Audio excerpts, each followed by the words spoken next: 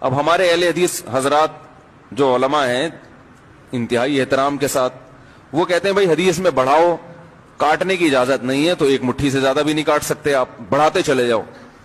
تو ہم ان کی خدمت اقدس میں کہتے ہیں دیکھو شریعت کا کوئی حکم ایسا نہیں ہے جس کی کوئی حد بندی نہ ہو. اللہ نے حکم دیا نماز پڑھو تو کیا پڑھتے چلے جاؤ؟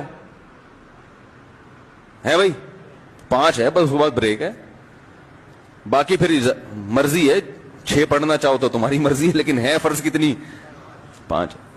اللہ نے حکم دیا روزے رکھو، کتنے؟ 30 روزے ہیں نا، 29 یا 30، باقی اضافی جتنا مرضی غریبی ہے.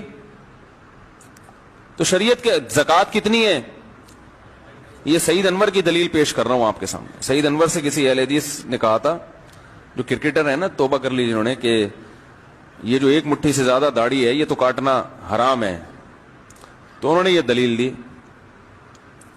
کہ زکوٰۃ کتنی ہے؟ 2.5%. 2.5% تو ہے، ایک لمٹ ہے، اضافی غریبی ہے، زیادہ دے دو.